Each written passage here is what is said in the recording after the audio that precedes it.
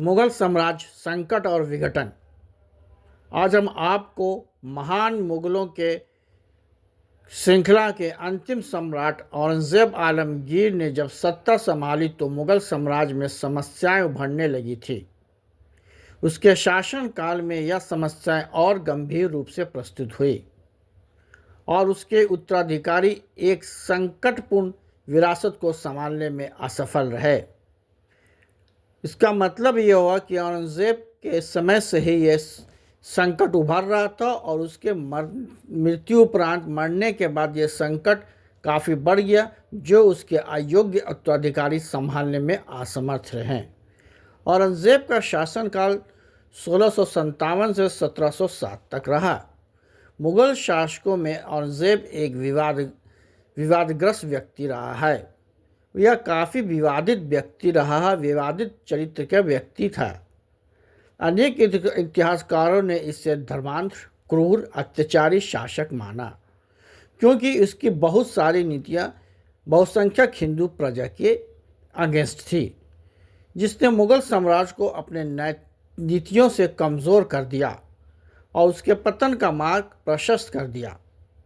यह भी कहा जाता है कि अकबर द्वारा अपनाई गई नीतियों का औरंगजेब ने पूरी तरह से परित्याग कर दिया, मतलब कि उसको छोड़ दिया था, जिससे कि साम्राज्य में कमजोरियां आई और अस्थिरता फैलने लगी। साम्राज्य में अनेक विद्रोह भड़क उठे। उनमें कुछ प्रमुख विद्रोह जाटों, सनातनियों, बुंदेलों, सिखों, अफगानों, राजपूतों और मराठों द्वारा किए गए। माने उसके संकीर्ण नीति की वजह से विद्रोह जो थे लगातार बढ़ते जाने लगे। इनका सामूहिक प्रभाव मुगल साम्राज्य के विनाश का कारण सिद्ध हुआ। अतः कई इतिहासकार औरंगजेब को ही मुगल साम्राज्य के पतन के लिए उत्तरदायित्व मानते हैं, परंतु कुछ अन्य इतिहासकार भी जो हैं जो इसके विपरीत मुगल साम्राज्य के पतन का उत्तरदायित्व औरंगजेब की नीतियों पर नहीं डालते हैं। माने कुछ इतिहासकार ऐसे भी हैं जो कि इसके मुगल साम्राज्य के पतन का कारण सिर्फ औरंगजेब न होकर बहुत सारे कारण को गिनाते हैं। उनके अनुसार मुगल साम्राज्य एक गंभीर आर्थिक और प्रशासनिक संकट से गुजर रहा था, जिसका कारण उसकी प्रशासनिक व्यवस्था धीरे धीरे कमज़ोर पड़ने लगी। ऐसी परिस्थितियों में साम्राज्य का पतन असंभावी हो जाता है, निश्चित हो जाता है। प्रशासन तंत्र की दुर्बलता की यह समस्या अचानक औरंगजेब के समय से नहीं उत्पन्न हुई, बल्कि इसकी जड़ें अतीत तक फैली हुई थी। केवल इसकी पूर्ण अभिव्यक्ति औरंगजेब के समय में हुई। इन इतिहासकारों का यह भी कथन है कि संस्थाओं के पतन को इस प्रक्रिया में एक व्यक्ति की नीति निर्णायक नहीं हो सकती है। अतः औरंगजेब को मुगल साम्राज्य के पतन के लिए उत्तरदायित्व मानना अनुचित है। माने whole and soul we are not able to tell that Aurangzeb is the only and lonely emperor who is responsible for the Mughal downfall. Mughal empire downfall माने मुगल एम्पायर के डाउनफॉल के लिए औरंगजेब ही सिर्फ केवल उत्तरदायित्व नहीं था। उपरोक्त विवाद के स्पष्टीकरण के लिए औरंगजेब के विभिन्न नीतियों की समीक्षा अवश्य हो जाती है। दक्कन का विस्तार। दक्कन का क्षेत्र औरंगजेब के शासनकाल में अत्यधिक महत्वपूर्ण बना रहा। औरंगजेब ने अपने शासनकाल का उत्तरार्ध दक्कन में ही बिताया, जबकि पूर्वार्ध मतलब कि औरंगजेब के शासनकाल को अगर हम दो भागों में बांटते हैं तो पहला भाग उसने दक्कन में और बाद का भाग वो दक्कन की समस्या पर ही उसका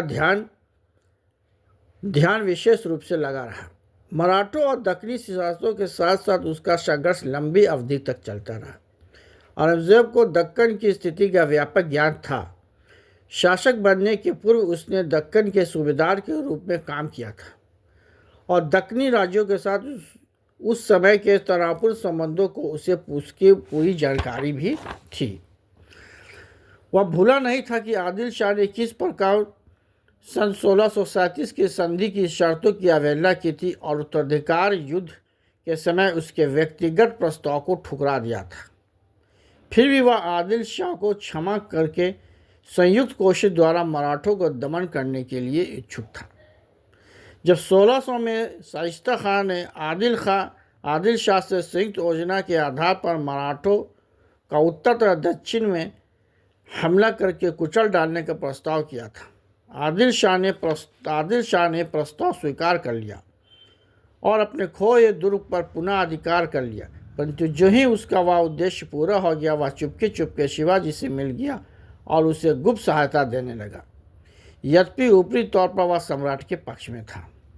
आदिल शाह की यह दुरंगी नीति का कारण यह था कि वह औरंगजेब की मित्रता पर विश्वास नहीं करता था और समझता था कि मराठों का विनाश होते ही मुगल सेना का ध्यान बीजापुर की ओर हो जाएगा।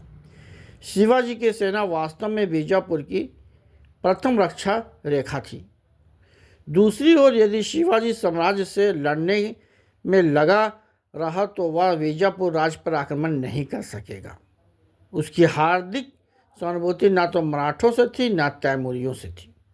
उसका निजी स्वार्थ इसी में था कि वह दिखाने को दोनों को मित्र बना रहे और दोनों युद्ध में उलझे रहे।